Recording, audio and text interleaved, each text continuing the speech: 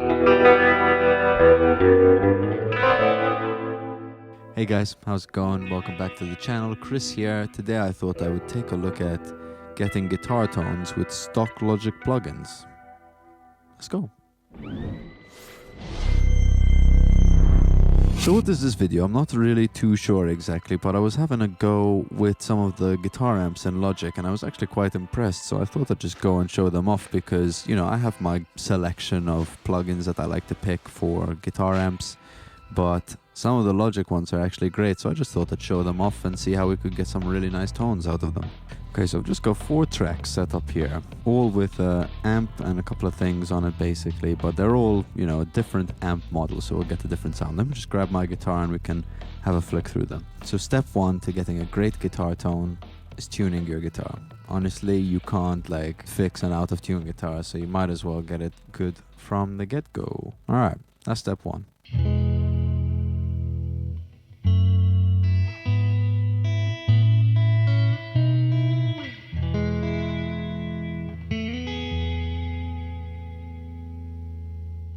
Lovely. Alright, so that's 1.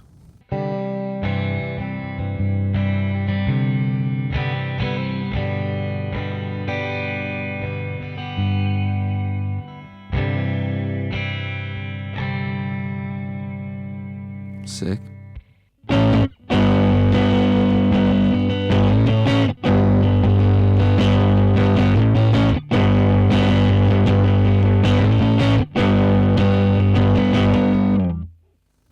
Nice.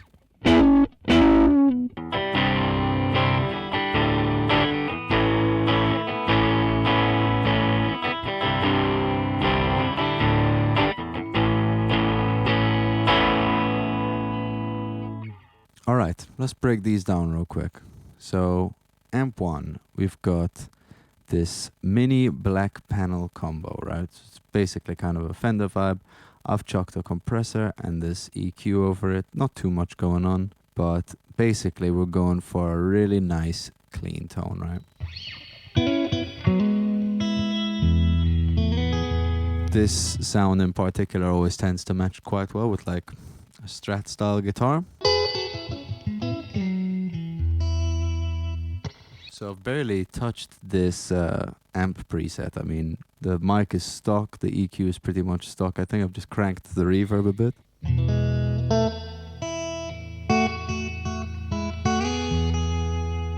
But yeah, so that's the sound. I've chucked a bit of compression on it just to hold it down. Like, you can see when I dig in there, it's really starting to compress.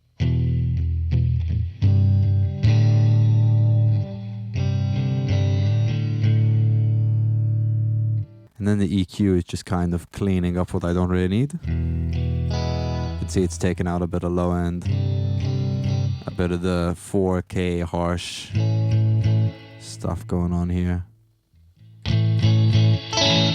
Yeah, you don't want that. I mean, it depends. Obviously, it depends on every case. Like, you might want that in another track or on, you know, another guitar sound, but in this case, I don't want that.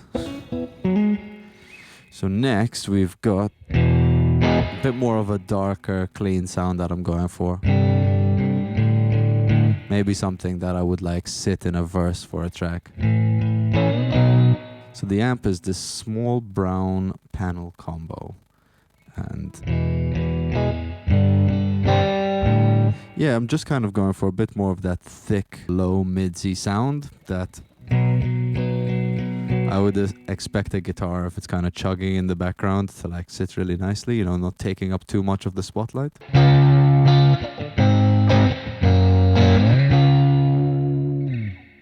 Yeah, sounds great. Alright, so the third amp, I've got this pawn shop combo.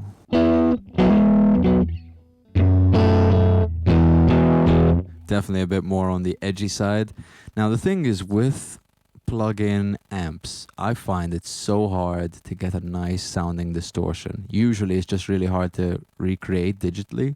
I would much rather use like a guitar amp and just mic it up. But what I find is you can get away with using a cleaner sound and then dirtying it up. For some reason it just sounds a bit more musical than if you just had a distorted guitar amp. So what I'm doing in this case is I've got the amp set pretty flat, nothing's really going on, but I've chucked this distortion plugin after it. And if I turn it off, you'll hear it's a lot cleaner. And it sounds great as a clean amp as well, but I just thought, let me experiment and try get some dirt on it.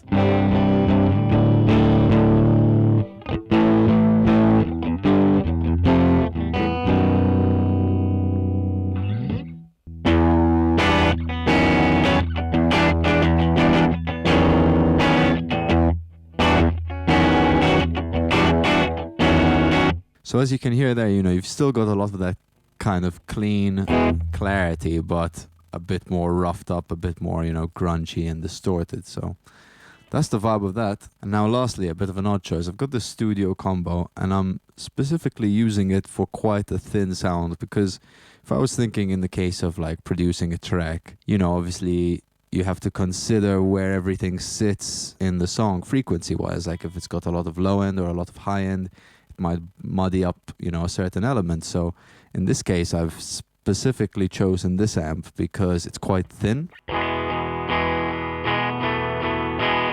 And I'm using the back pickup right now, so it's definitely extra thin. If I flick it to the front, gets on that back, but specifically I would use it in this vibe. And again, for like a verse or something when I want to drop it out, and then if I need to bring it back in the chorus, maybe I would consider using the neck pickup.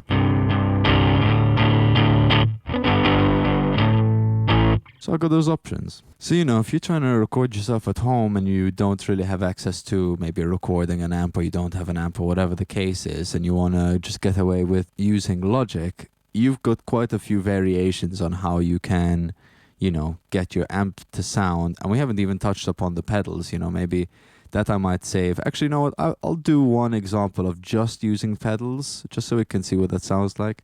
Alright, so we've just got our basic clean DI sound right now. Let me just chuck a couple of things on here. Nice little fat face fuzz.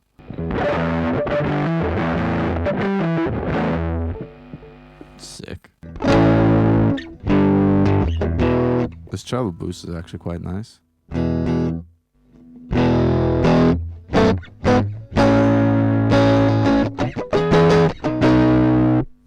Sick. Oh, sick. Super trebly.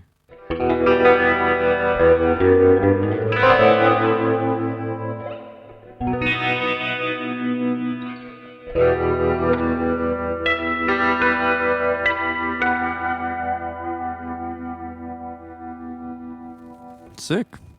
The possibilities with stock Logic amps. I was actually quite blown away with the variations you could, you know, find and the different effects that's included. And I haven't even considered layering the pedal board with the amps as well, so that, you know, you probably get a variation of sounds there.